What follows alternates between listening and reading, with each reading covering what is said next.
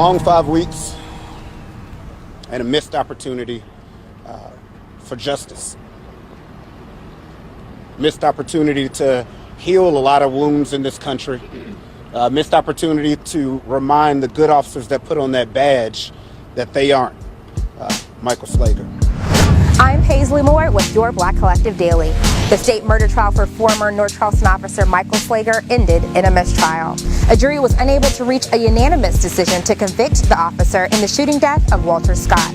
During 22 hours of deliberation, one juror sent a letter to Judge Clifton Newman of his refusal to make a decision of either guilty or not guilty.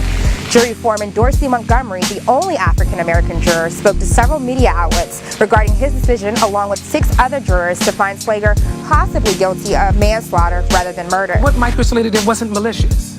It wasn't malicious? It was not malicious, and I stand. So that would be manslaughter then? It would be voluntary manslaughter based on the law. It would be voluntary manslaughter. So you changed your mind that it wasn't malicious based on what you were saying? Based on the evidence that was presented. I went there with an open mind. It has since been discovered a felony charge facing Dorsey had been dropped during the trial, leaving possible jury tampering speculations to arise.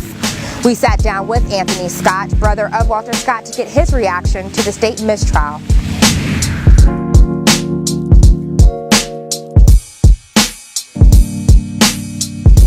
Delayed justice by delaying and continuing to go on in this jury. And he should have just removed himself from the jury and let someone else that had seen the whole thing from the beginning to the end, and then we would have had that guilty verdict. But this gentleman decided that that was something that he didn't want to do. Okay. And there's talks of them possibly making public the jurors on this case. If that were to be the case, I think it was juror number 12 who was the one who didn't come up with the decision. What is it you would want to say to him, that juror who actually caused the mistake? I don't have anything to say to him. The only thing that I'm disappointed that after taking that oath to be of sound mind and without bringing in your personal feelings, just based on the evidence presented to you, make a sound decision, that he should have done that. And it was very disappointing. And even to this day, I mean, you know, I think this should have been over. I think it should have been a done deal, and we should have been moving on. And I could move into the forgiveness process right now. And as it stands right now, I'm not even close. And as you said, a lot of people are kind of echoing those same sentiments, in where they're not even close to forgiving, actually quite angry. Yes. And some people felt like, you know, he actually helped in wasting taxpayer dollars. So with that being said, Walter Scott's mother, she did speak to the press. And I want you to know why I'm not sad. Because Jesus is on the inside. And I know that justice will be served, because the God that I serve, He's able. But there's some people who disagree or are not there at that point. Yes. What do you say to those who are like, how can she say it's in God's hand when we've clearly seen an act of, some are calling it racism, some Yes. are calling it of all these different systematic problems. Right. What's Right. your response to those people? Those that don't understand what my mother is, she's a woman of faith. She believes in God, and she turns it all over to God. And throughout this process, the only thing that's kept us and has been able to keep us is our faith in God. And we believe not just in faith in God, but work without action is dead. So we believe in working as well. And we definitely feel the sentiment of some of those folks that are angry and are mad, because it should be a done deal now. This man should not be allowed to walk the streets anymore right now, but he is. And I do feel that sentiment as well, but this is her child.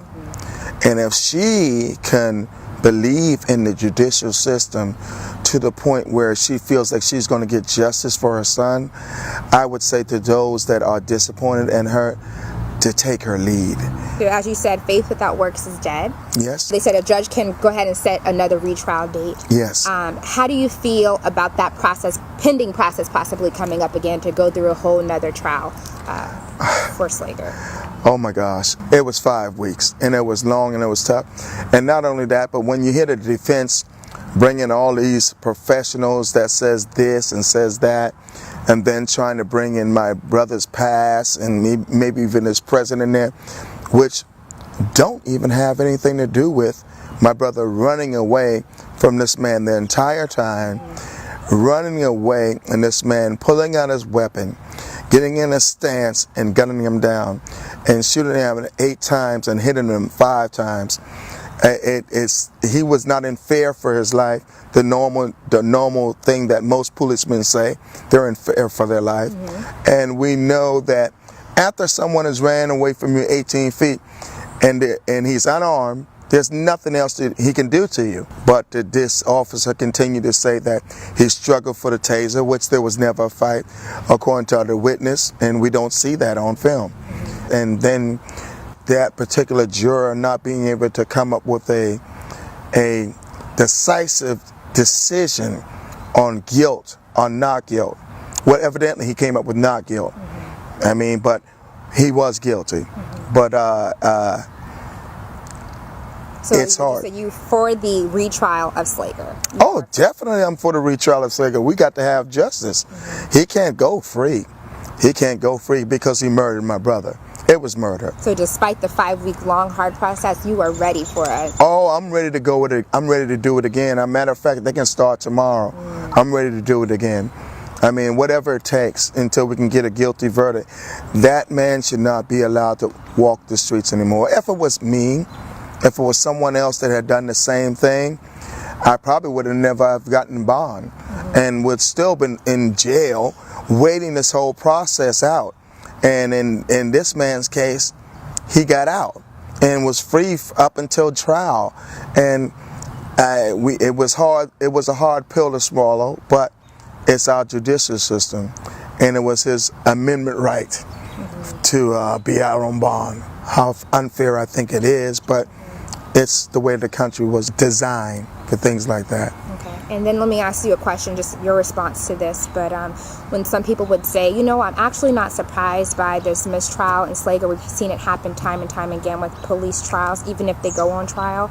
And so some of their responses may be, well, you know, how can you be upset with a system that's not designed for us?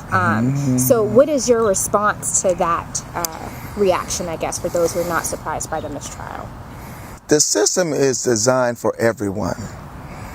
Now, the way the system rolls out and based on who you get on the jury, who's defending you, who's defending them, all those things played a part.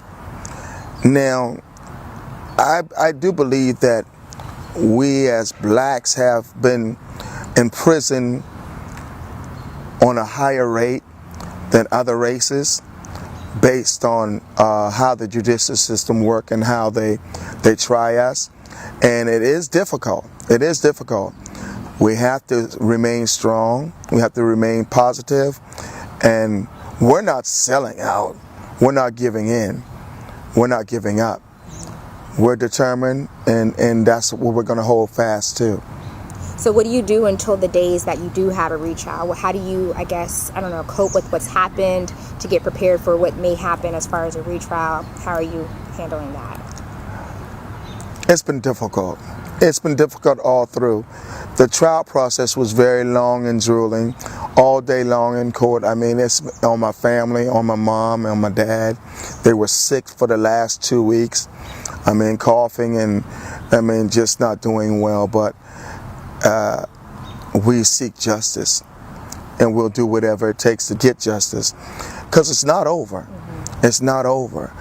And even though the changes may be done on the federal side, being that we're getting a new president and everything, we'll still remain faithful, and that still could be 2 more tries at him. That's true. So 2 more tries at him, he will not escape. He will not get away. And do you know when the federal trial is? We have a hearing on January the 7th. Okay. Now, if that's going to be the time that they set the court date, hopefully, I pray that that's what's going to happen on January 7th, and then we can go forward before there's big changes in our government, and they may say that they don't want to try it anymore. But we'll find out all the parameters that's involved with that coming up to that point. And I'll continue to speak. I'll continue to talk. and make the defense know that we're not giving up and we're not giving in.